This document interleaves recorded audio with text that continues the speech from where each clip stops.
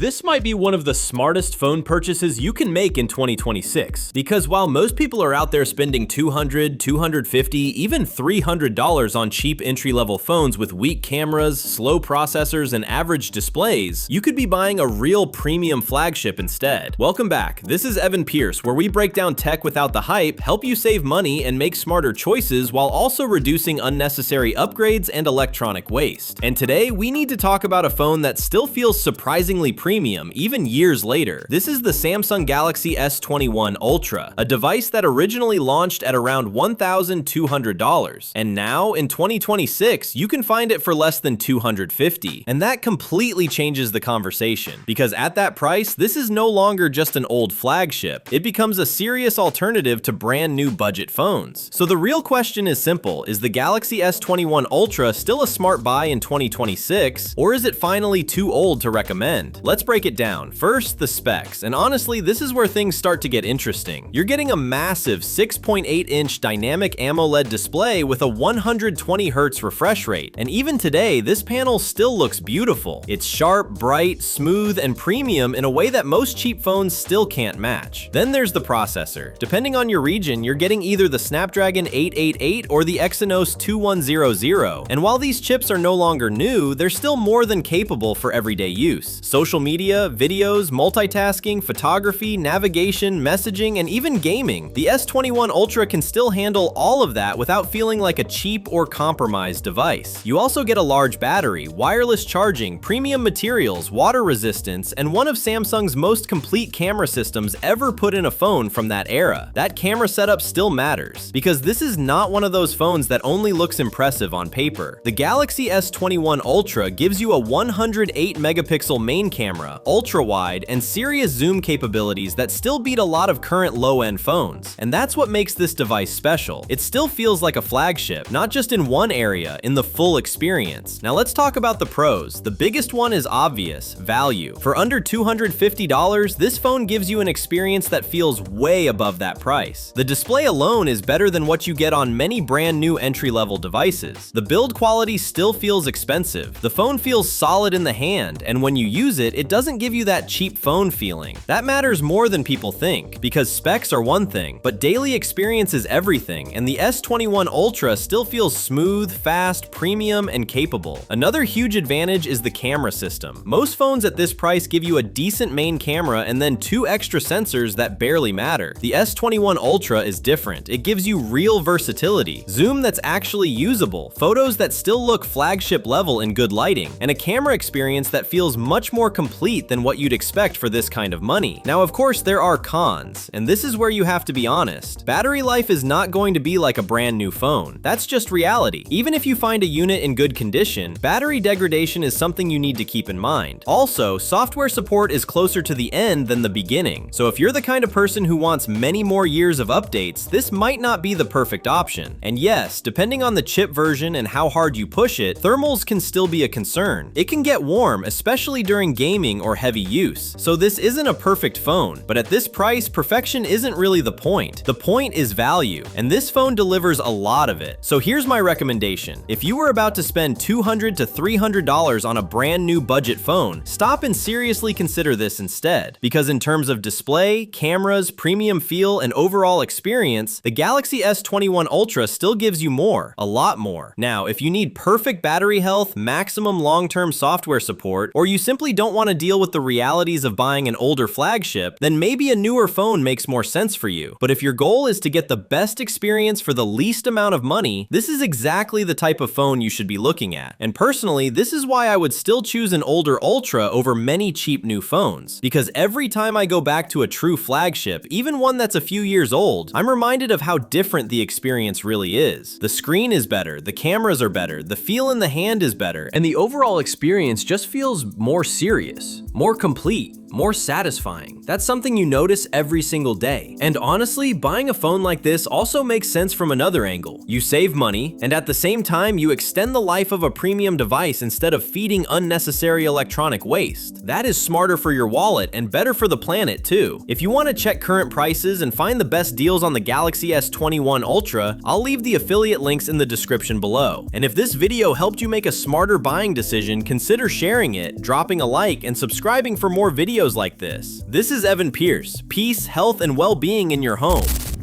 I'll be back.